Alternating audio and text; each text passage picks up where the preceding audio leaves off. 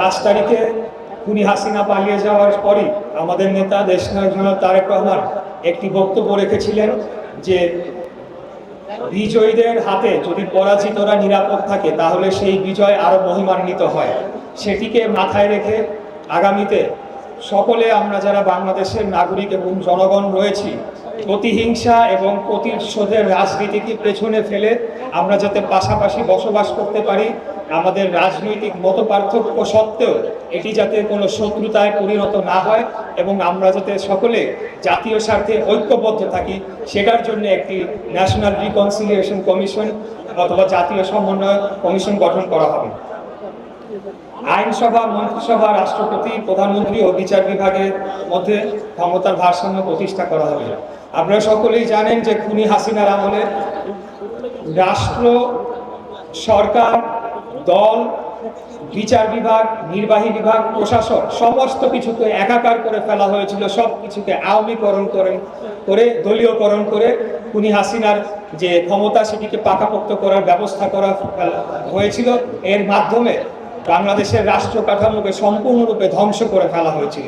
আপনারা দেখেছেন যে তিনটি অনির্বাচিত সংসদে কোনো প্রকার নির্বাচন ছাড়া ভোটারবিহীন তারা একটা লিস্ট পাঠিয়ে দিত, সেই লিস্ট অনুযায়ী সংসদ সদস্য হয়ে যেত।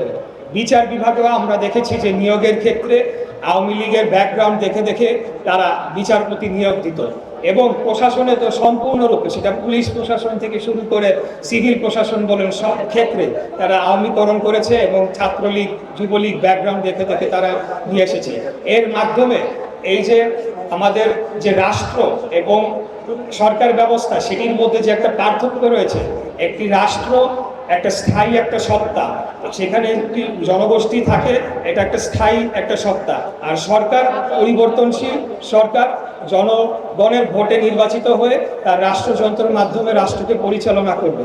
এই বিষয়টাকে আবারও পুনঃপ্রতিষ্ঠা করার জন্য যার যার দায়িত্ব সেটিকে ভাগ করে দেওয়া হবে এবং সেটি যাতে সঠিকভাবে পরিচালনা হয়, রাষ্ট্র এবং সরকার এবং বিচার বিভাগ এবং প্রশাসন, সেটি নিশ্চিত করার কথাই এই দফায় বলা হচ্ছে। প্রধানমন্ত্রীর দায়িত্ব পরপর 2বারের বেশি কেউ পালন করতে পারবেন না। আপনারা জানেন যে এটা একটা যুগান্তকারী ঘোষণা আমাদের নেতার পক্ষ থেকে এসেছে।